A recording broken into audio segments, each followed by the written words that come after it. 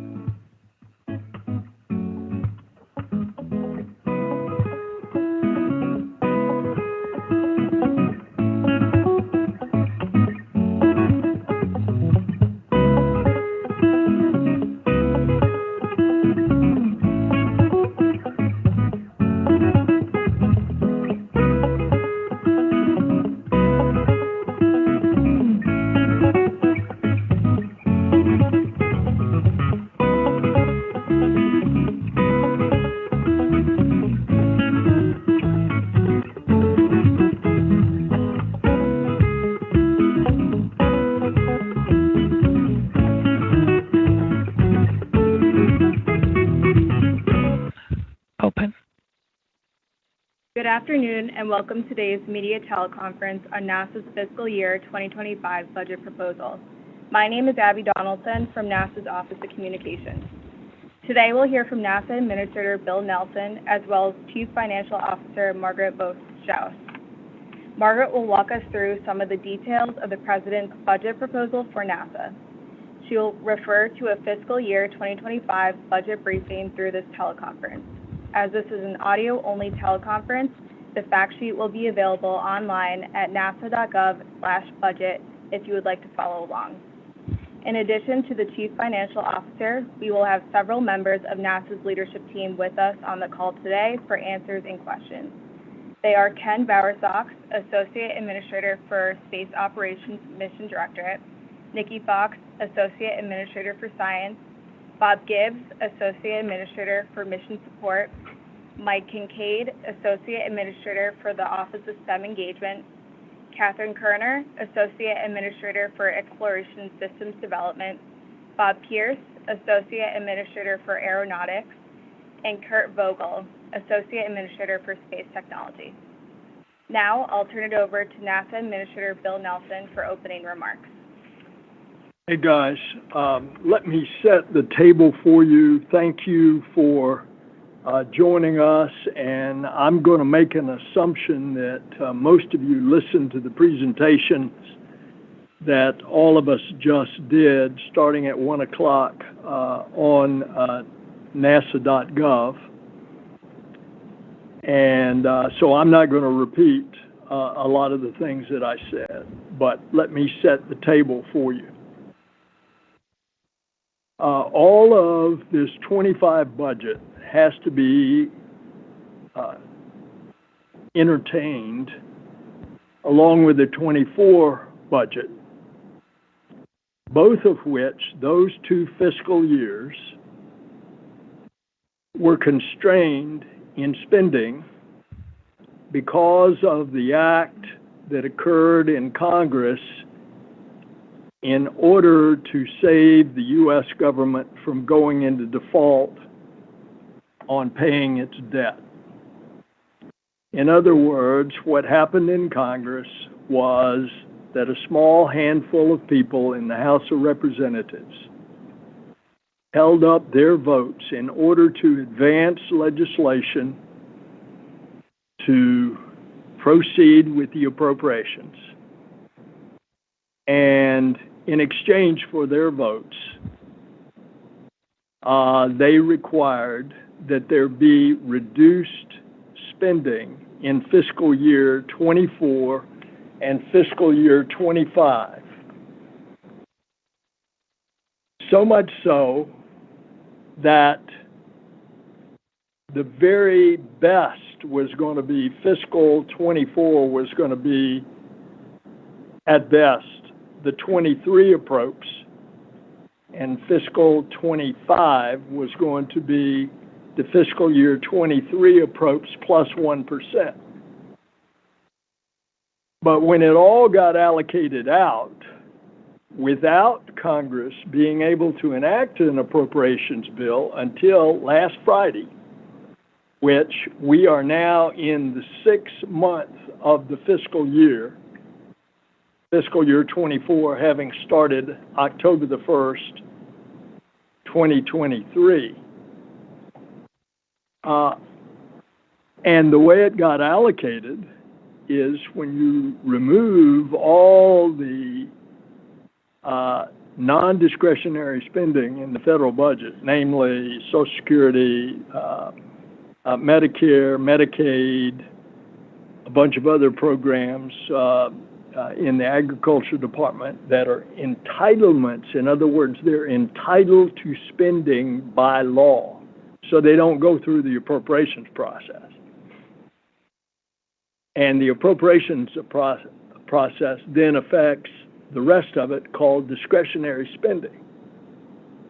And in discretionary spending, the largest part is defense. And defense usually is going to be held harmless, if not increased, by each of the Congresses. And so the slice of the pie that is left over, non-defense discretionary spending, keeps getting smaller and smaller. So when you allocate that out to the rest of the agencies, you have a smaller slice of the pie for 24 and 25 as a result of the law whose basic purpose was to avoid the default of the United States government paying its treasury bonds and its treasury bills when they became due. So then when you allocate out the rest of that non-defense discretionary among the various subcommittees of the appropriations committees in both the House and the Senate, then you even have additional cuts.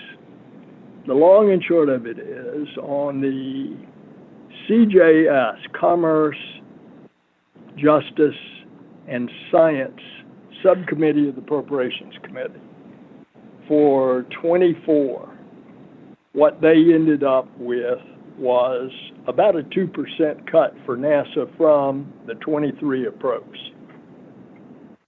NASA fared better than most, well, as a matter of fact, all of the other agencies in the subcommittee, which was close to a 3% cut.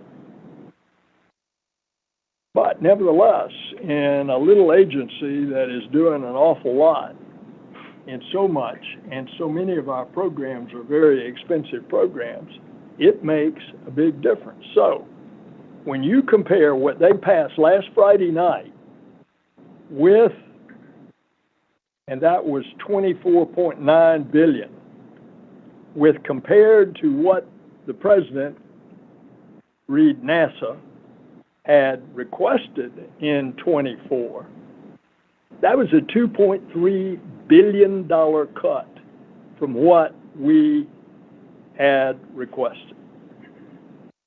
So naturally, we have to make hard choices. The budget that's being announced today is the 25 budget, and we've got all our experts here to tell you about it.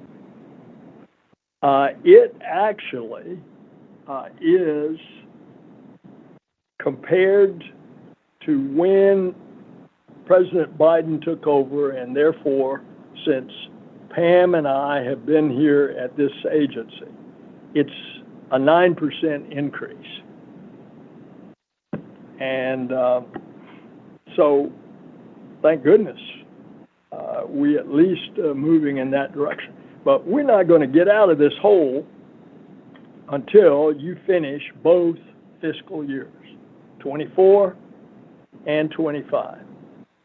And it's already law. The 25 budget will start in October the 1st.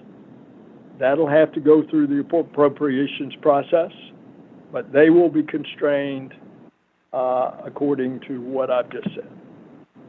So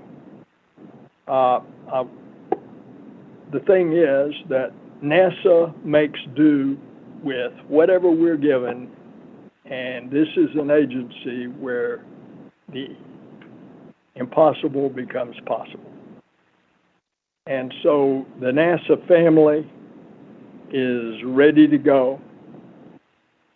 We know that there's always a tremendous return on NASA investment. And we've seen that ripple throughout not only the American economy, but also for the betterment of people around the world. And it's in almost every discipline: science, technology, aeronautics, medicine, the whole bit. Bottom line, the American economy is boosted. So I'm going to turn it over to our Chief Financial Officer, Margaret Schaus, and we'll start taking you through the specifics, and then we'll entertain your questions. All right, thank you, Administrator Nelson, and good afternoon to everybody. I'm Margaret Schaus, the CFO for NASA, and I'm delighted to offer this overview of the President's FY 2025 budget request for NASA. This request represents, as the Administrator noted, a 9.1% increase since the start of the administration and a 2% increase over our FY 24 appropriations. This request represents a realistic budget request that advances U.S. leadership in space, improves our understanding of Earth and the universe, and invests in new aviation and space technologies for the benefit of humanity. As noted at the beginning, I'll be referring to some of the slides in the budget request summary, and I'll try to note those slides to make sure that you're tracking along.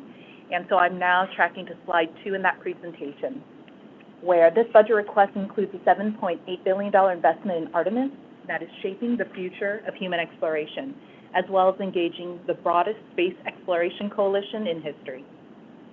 This request provides $4.4 billion for space operations to advance groundbreaking technology demonstrations and scientific investigations aboard the International Space Station, all while developing commercial destinations to continue U.S. presence in low Earth orbit.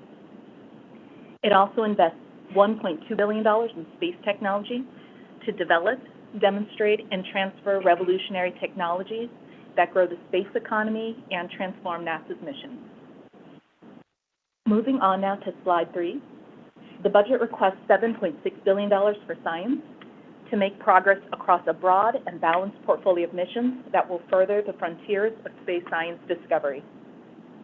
Within that science request, we include $2.4 billion for Earth science to enhance our understanding of Earth systems, improve our response to natural hazards and climate change, and strengthen our management of our natural resources. This request provides $966 million for aeronautics to reduce the cost and emissions of commercial airliners and foster the competitiveness of U.S. aviation. This provides $144 million to engage students and educators from diverse communities as we grow the STEM pipeline and the Artemis generation. And finally, this budget requests $3.4 billion to fund NASA's workforce, information technology, and the infrastructure necessary for mission delivery, as well as a commitment to promoting diversity, equity, inclusion, and accessibility for our workforce and our partners. So within NASA's budget request are 4 key priorities that I'd like to highlight, and those start with slide 5. And that first priority is establishing a sustainable lunar presence through our Artemis program. In 2022, NASA first released our Moon to Mars objectives and strategy that were developed with feedback from U.S. industry, government, our international and academic stakeholders, and the public. And in doing so, NASA's charted a shared roadmap and resilient blueprint for long-term exploration of the Moon and Mars. And in this budget request across the 5-year budget horizon, NASA makes significant investments to advance these objectives, furthering efforts in science, infrastructure, transportation and habitation, and operations. And those representative investments are made across NASA's mission directorates. So moving on now to slide 6. In this request, we also update the schedule of major mission activities in our Moon to Mars manifest, with milestones based on the 5-year budget horizon of NASA's FY 2025 request. So in this, you'll see the 5-year window of the budget denoted in the blue column headers across the top of the slide, as well as with milestones that go beyond the budget horizon through 2032. And this graphic brings together the Artemis contributions by mission directorate that you can see noted in the first column, and where you can see each of their contributions spanning their own row across the table, many of which were highlighted in the previous slide. So moving across the timeline, I'd like to know key milestones starting with fiscal year 2024. So in that third row showing science, we began our steady cadence of commercially provided landings to the lunar surface, our CLIPS missions that are outlined in little dash boxes, in preparation for our crewed missions to the moon. NASA has had 2 CLIPS launches this year, and on February 22nd, Intuitive Machines made history as the first company to land on the moon. In 2025, the Artemis 2 flight test will launch, sending our astronauts on the first crewed mission around the moon in more than 50 years.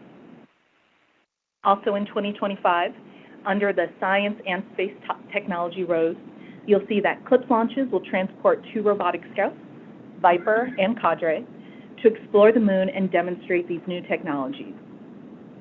In addition, 2 of our partners will demonstrate cryofluid management, and our science instrument Hermes will be ready for installation on Gateway.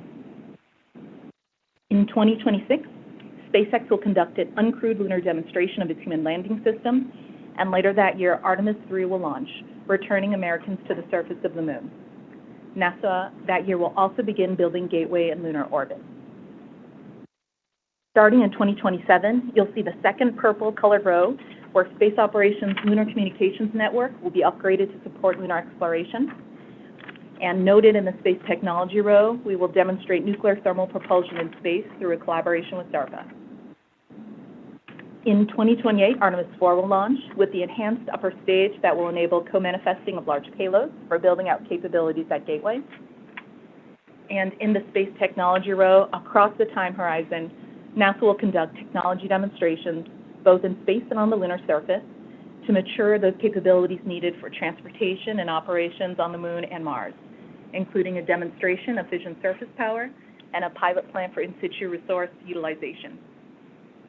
In 2030, you'll note Artemis 5 will launch, and thereafter NASA will begin an annual cadence of Artemis missions to the moon. Moving on now to slide 7 of this deck, you will see key elements brought together here as part of NASA's Moon to Mars architecture, and how those elements will enable us to learn, live, and stay on the moon, and ultimately prepare us to do the same on Mars. You'll see segments shown from left to right at the top of the graphic, depicting how NASA is taking what we learn from our operations in LEO and Earth analog to inform how we will explore and sustain our presence on the lunar surface, and ultimately extend those capabilities to Mars. And you'll see a gold box drawn around each of the elements that are funded in this FY 25 budget request, which largely fall under the human lunar return and foundational exploration segments of our Moon to Mars architecture. So moving on now to slide 8, I want to highlight our second priority, which is maintaining U.S. human presence in low Earth orbit. Within the $4.4 billion request for space operations, NASA will invest $1.3 billion to focus on 3 strategic efforts that support U.S. presence in low Earth orbit. First, investing in technology demonstrations and scientific investigations on the ISS that will pave the way for human exploration, benefit life on Earth, and facilitate our development of commercial space stations. Second is developing a U.S. deorbit vehicle that will safely deorbit the ISS once it retires at the end of the decade. And third, partnering with U.S. commercial space industry to develop and deploy commercial destinations in LEO that will enable continued American presence for scientific exploration and commercial activities.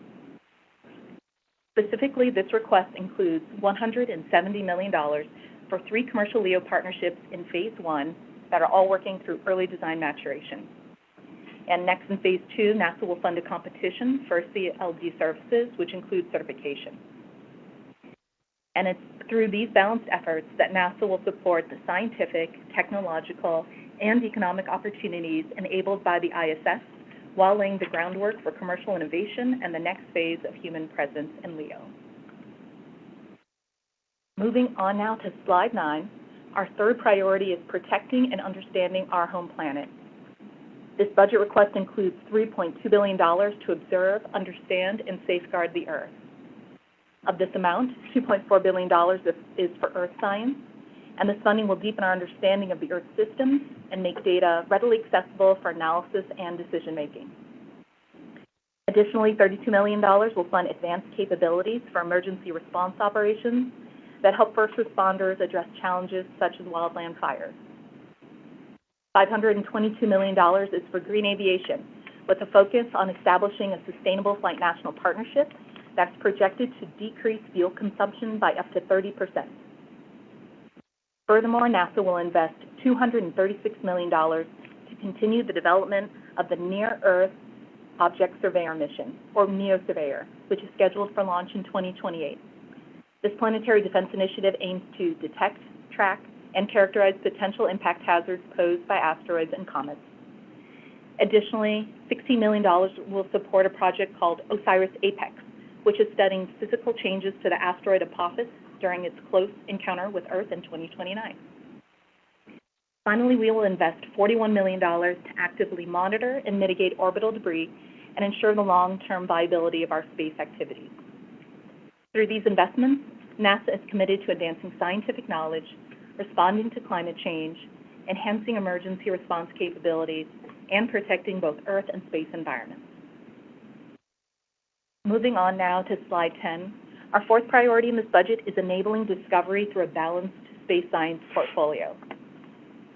Through NASA's investments in science, we continue to inspire the world and benefit humanity, whether by unlocking the secrets of the universe with the James Webb Space Telescope, conducting cancer research on the ISS, putting free and open data about our changing environment in the hands of scientists, farmers, and emergency responders, or by enabling the first ever commercial moon landing just a few weeks ago through the innovative CLIPS program.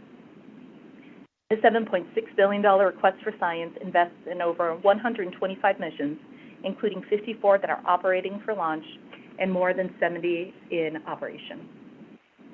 Through over 4,000 openly competed research awards, NASA funds U.S. scientists from all 50 states, the District of Columbia, and Puerto Rico, from almost 300 universities, as well as industry and government laboratories. This funding enables progress on exciting science while carefully balancing within and across our programs in planetary and earth science, astrophysics and heliophysics, and biological and physical science. I'm now going to refer back to slide 4, where you'll see a budget table of NASA's FY 2025 budget request for $25.4 billion, highlighted in the vertical blue box in the middle. Also of note, this budget includes a 2% pay raise for NASA's civil servant workforce. And this will be my last slide, as I'll spend some time delving into the request for each of NASA's accounts and unpacking some of the details of what is being funded within the themes under each of these accounts. Starting with Deep Space Exploration Systems, the request is $7.62 billion, and this includes $4.21 billion for the Moon to Mars Transportation System theme, which encompasses the programs that together create our space transportation system, namely SLS, Orion, and our Exploration Ground System. It also includes $3.29 billion for the Moon to Mars Lunar Systems Development theme, to develop the systems that will be used to land humans on the Moon and to explore and work on the lunar surface, all of which will prepare us for Mars exploration. This includes funding for the Human Landing System Program, Gateway, the Exploration Extravehicular Activity and Human Surface Mobility Program, as well as Advanced Exploration Systems. And the last theme in this account provides $117.1 million for human exploration requirements and architecture. This theme includes the Moon to Mars Architecture Development Office that supports planning, configuration management, and integration with international partners, all driven by NASA's Moon to Mars objectives. For space operations, the request is $4.39 billion, and this includes $1.27 billion to operate and conduct research on the International Space Station. It provides $1.86 billion for space transportation to fund the crew and cargo program that provides a regular cadence of crew rotations and cargo resupply missions to the ISS. It also funds development of the USD orbit vehicle capability and funding for the commercial crew program to certify and maintain technical insight into the vehicles that transport our astronauts into space. It includes $1.09 billion for space and flight support to provide mission-critical space communications, launch and test services, and astronaut training to support its customer missions. And finally, it includes $169.6 million for the development of commercial LEO destinations. For space technology, the request is $1.18 billion to invest in the civil space technology base.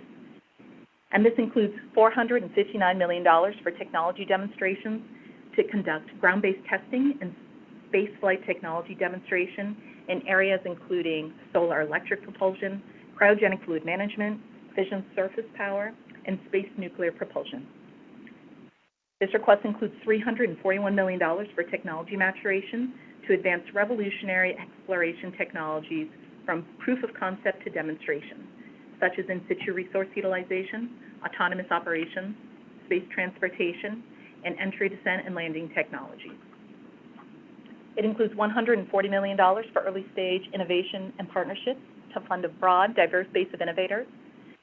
And it includes $242 million for small business innovation research and small business technology transfer. For science, the request is $7.57 billion to make progress across a broad and balanced portfolio of missions that will explore the solar system and the universe. And this request funds the following 5 themes. Within Earth science, the $2.38 billion request includes $854 million for Earth systematic missions, including funding for the Earth System Observatory missions, PACE, and NISAR.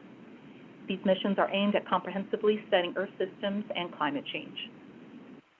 It includes $606 million for Earth science research programs that will address complex interdisciplinary Earth science questions, $220 million for competitive missions within the Explorer and Venture class programs, $168 million for a new Responsive Science Initiatives program that consolidates and better aligns, scales, and connects NASA's observations and applied science with user needs.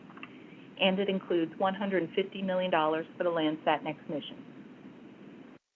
Within planetary science, the $2.73 billion request includes $612 million for innovative missions, including Dragonfly, the Venus missions Da Vinci and Veritas, and Europa Clipper. The funding request for the Mars Sample Return mission is to be finalized, pending the completion of NASA's ongoing internal assessment of the MSR architecture. It includes $458 million for lunar discovery and exploration, which includes funding for CLIPS and science instrument suites for innovative lunar exploration and science. It includes $390 million for planetary science research to provide grants to support scientists who use NASA mission data to make discoveries about our solar system. It includes $236 million for the planetary defense mission, NEO-Surveyor, scheduled for launch in 2028, and $112 million to support key international collaborations with ESA and JAXA.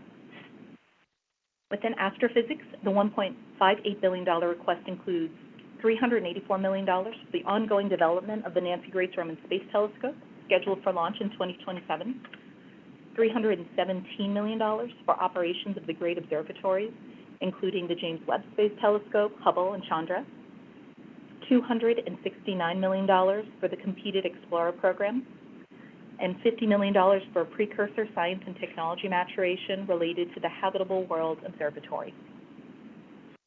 Within heliophysics, the $786.7 million request includes $237 million for the Competitive Explorer program, including the MUSE and Helioswarm missions that will expand our knowledge of the Sun and its effects on space weather. It includes $252 million for the Heliophysics Research Program, including support for the Heliophysics Drive Science Centers. It includes $64 million for continued development of the Interstellar Mapping and Acceleration Probe slated for launch in 2025. And it includes $48 million for space weather investigations and research aimed at enhancing the protection of technology, national infrastructure, and astronauts from space weather events.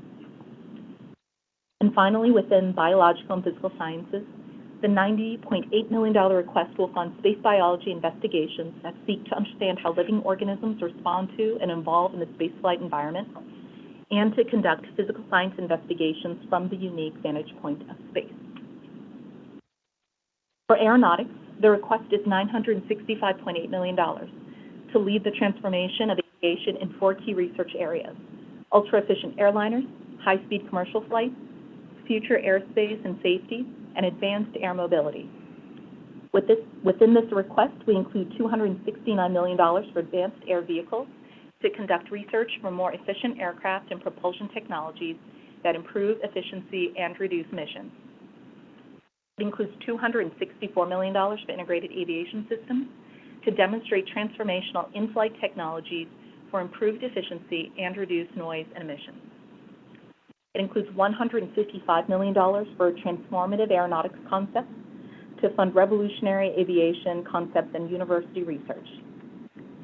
It includes $151 million for airspace operations and safety to work with the FAA to modernize the National Air Traffic Management System and enable the advanced air mobility market. And it includes $116 million for aerosciences evaluation and test capabilities that support national ground test infrastructure of 12 large wind tunnels. For STEM engagement, the request is $143.5 million, and this includes $57 million for space grants that support students across all 50 states, the District of Columbia, and Puerto Rico. It includes $46.3 million for the Minority University Research and Education Program, $24.8 million for EPSCoR, and $15.4 million for Next Gen STEM. For safety, security, and mission services, the request is $3.04 billion, and this includes $806 million for NASA's Centers, Engineering, Safety, and Operations to ensure NASA's center-level institutional and technical capabilities are mission-ready. It includes $733 million for our mission-enabling services, which funds 11 mission support enterprise organizations that provide business operations and mission support to the agency. It includes $180 million for our agency technical authorities to provide independent technical oversight for our safety, health, quality, and engineering expertise required to maintain mission success, as well as $629 million for information technology investments and $697 million for infrastructure and technical capabilities across all NASA centers. For construction and environmental compliance and restoration, the request is $424.1 million to construct, repair, and revitalize institutional infrastructure that support capabilities across all centers and to carry out NASA's environmental stewardship responsibilities. And lastly, for the Office of the Inspector General, the request is $50.5 million for their programs, personnel, and contracts to conduct independent oversight of the agency. In closing, the FY 2025 President's Budget request for NASA contributes to the global leadership of the United States. This budget is an investment in the future, in U.S. innovation and competitiveness, and in our next generation workforce. And that concludes my overview of NASA's FY 2025 request. Thank you. Thank you, Margaret. We'll now take questions from reporters on the line. Those on the phone can press star 1 to be entered into the queue at any time, and press star 2 if you would like to be removed from the queue. Your lines are on mute now, and the operator will open and close your mic when we come to your question.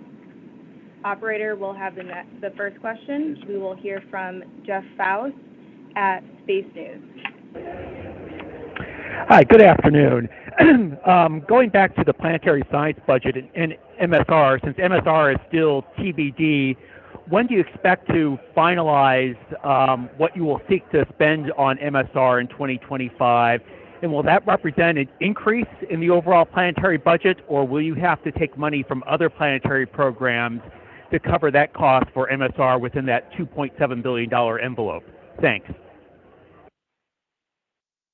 Okay, I was having a side conversation, but in essence, your question, I think, Jeff, is you want to know about MSR, right? Right, and how its funding will affect other planetary or other science programs. Okay. Well, there are several things going on. First of all, there's the direction by Congress in the report language in the bill that they just passed last Friday. And they basically said, and I'll just read it to you.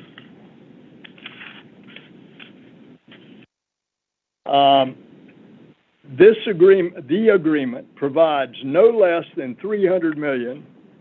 Now, this is the 24 budget. No less than $300 million, and up to the President's budget request to support MSR pursuant to the directives. So, in other words, in them passing the 24 appropriations, they left it up to NASA of what to insert for MSR, and that's the 24 budget. And we are deferring to the interim committee that is going to report at the end of March. So in April sometime, the actual report, I think, gave us 60 days, but we're not going to take that. We will report in April what then would be the spending in 24 and 25. And so that's why there is not a figure there in 25. Does that answer your question? Sure, and just to briefly follow up, when you figure out in particular what you will request in 2025, will that be in addition to the $2.7 billion overall for planetary, or will you have to reallocate money from other planetary programs to stay within that $2.7 billion envelope? Hey, Jeff, this is Nikki. So we'll be, obviously we're looking forward to getting the results from the independent review team, and then we'll have to make some pretty tough choices. Obviously, we have to maintain a balanced portfolio overall, and so that's going to be a tough choice for us, but stay tuned and we'll get you that answer in April.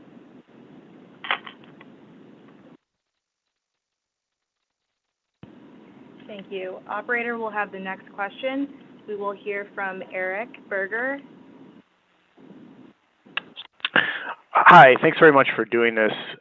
Two questions. First of all, I'd like to follow up on Jeff's question just to explicitly ask and try to get an answer. Will the planetary budget being requested, is that going to remain the request, or is that subject to change if you do decide you want to spend more money on MSR and FY 2025? And secondly, looking at the commercial LEO destinations budget, that number goes down and then goes significantly up in out years. And I'm just wondering why the money is not needed now and why you think it will be there in future years for commercial space stations. Thank you. All right, Eric, I'll take the MSR. We don't expect that the planetary top line will go up.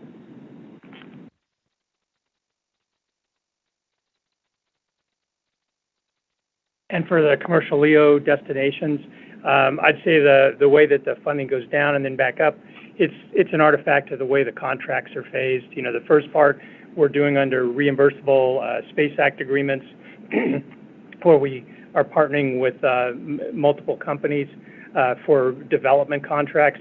The second phase is intended to be a services procurement where we will invest along with other folks who will be interested in those platforms. And the funding that we have here, I think, is very generous, and it's about the limit of what we can afford while we're trying to work under these budget levels. Thank you, Ken and Nikki. Operator will have the next question. We'll hear from Marcia Smith at Marcia Hi, Smith. hi, thanks so much for taking my question. I wanted to ask about the deorbit tug for the space station, and could we get an update on the request that you put into the domestic supplemental? I haven't heard much about any progress on that, but are you still hoping to get some money for that in 24? And if not, what are you looking at in terms of schedule for when you might have a deorbit tug, and which companies are you working with on that? Yes, Marcia, we are still anticipating that the domestic emergency supplemental appropriations bill will be taken up by the Congress. The administration has split one supplemental into two. The first one is addressing Ukraine, Israel, and Taiwan. That's the issue that you've heard a lot about recently. The second includes not only the deorbit vehicle, but also all of the destruction for both NASA and the Department of Defense in the communications dishes in Guam, which was totaled by the typhoon out there. So we are hoping, even though there's only 6 months remaining in the fiscal year, that the Congress will take up both of those emergency supplemental bills. You had another part to your question. Yes, I was wondering when you're anticipating having it available and which companies you're working with. Well, I don't want to disclose any companies yet. We're still, looking at proposals, but we've got multiple providers interested, and we would be looking to have it up there around the end of the decade, 28, 29, depending on how fast we can get it together. We're on the fast side. We'd like to see it ready in 3 or 4 years, but typically with space projects, 6 years is more realistic. However, we expect that there's going to be a lot of benefit from the technology that's been developed for our other transportation vehicles, so we may be able to do it a little faster than the standard 6 years. Thank you, Administrator Nelson and Ken. Operator will have the next question. We'll hear from Micah Maidenberg at Wall Street Journal. Hi. I think this might be for the administrator. The 24 request had a more aggressive forecast, going out a few years compared to this year's request. For example, the new expectation for fiscal year 28 is $2.5 billion less than what you saw a year ago. I mean, I realize these are just forecasts, but it seems like the expectation is that funding is going to be a bit less robust than you thought. Why is that, and why did things look better a year ago? Hey, Micah, you got to talk louder. All right, I'm gonna try that again. I apologize. The last year's request had a more aggressive forecast going out a few years compared with this year's request. The out year numbers are less than what you thought just a year ago. Why is that? Why did things better a year ago? And then finally, I just wanted to see if somebody can confirm that placing Artemis 5 in 2030 is the first time that has been discussed by the agency. I think it is. Thanks. So the out years are starting with a smaller base, which has already been cut 2% from the 23 approach, and of which the fiscal year 25 only gets you back to the level of the 23 approach. And so as you go forward on the future out years, I'm going to ask Margaret to talk about the percent growth there. Sure. Just to reiterate what the administrator said, in FY24, the president's budget request was higher, $27.2 billion, and that out-year growth did reflect 2% annual growth starting from that large number. So that would be the delta that you see. We use the same out-year growth assumptions, just on a different starting point, going from 24 President's budget request to our budget request this year. Thanks. And then with regards to the Artemis 5 question, this budget request does support Artemis 5 in March of 2030. This reflects a 6-month adjustment driven by budget levels anticipated over the next 5 fiscal years. I might say, if you want some intrigue, last week ago on 60 Minutes, Blue Origin said they're ready for their landing on Artemis 5 in 2029.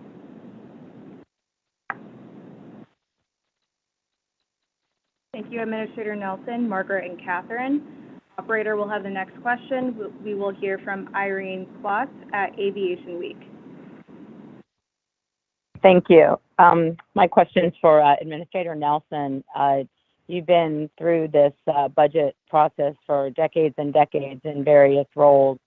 How tough is the budget environment today compared to what you've experienced historically for NASA?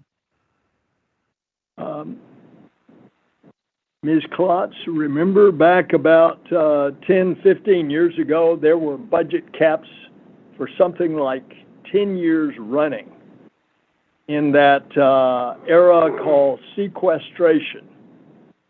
And there were all kind of funny games with funny money, trying to get around them, appropriations tricks. But nevertheless, things were constrained considerably. So I'd say this is mild by comparison to back then. Thank you. Operator will have the next question. We will hear from Aiden Quigley at CQ Roll Call. Hi, yeah, my question was already answered. Thank you.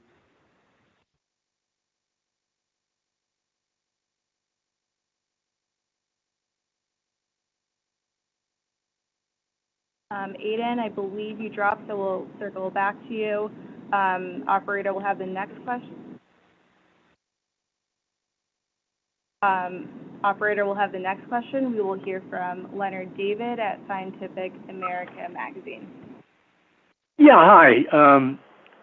Maybe for Administrator Nelson and perhaps Nikki Fox, can you give me an idea of how CLPS, robotic landing on the moon, how that program is going? I mean, as far as you can tell now, with we have the Astrobotic failure, we have the IM-1 missions this year. Are they on track, or will they move into next year? Thank you. Yeah, thanks for the question. We're really proud of our CLPS program. We already have many successes. Just having new companies come into the space business, come into the NASA family, having them building landers for us. We know it's a very high risk endeavor, but it's extremely high reward for us.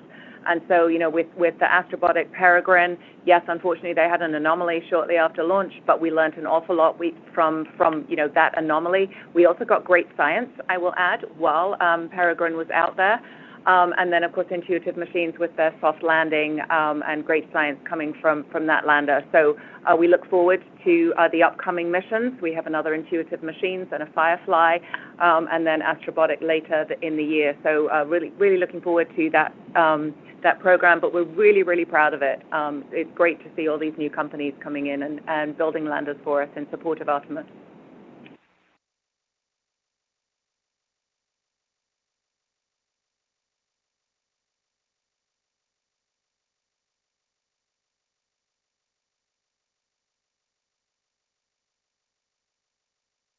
That's all the questions we have in the queue. I'll pause to see if we have any more.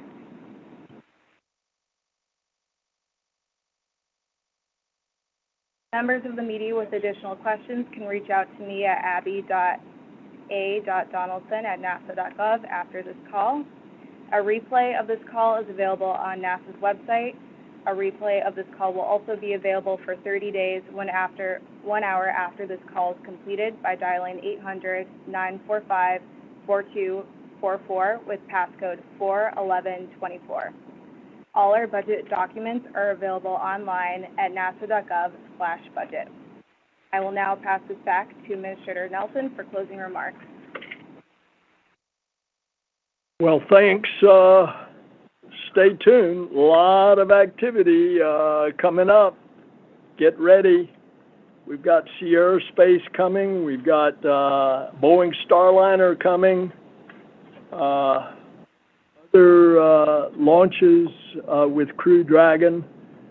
I just saw Nancy Grace Roman being processed at Goddard. Just one thing after another is happening, so it's going to be an exciting year. See you guys.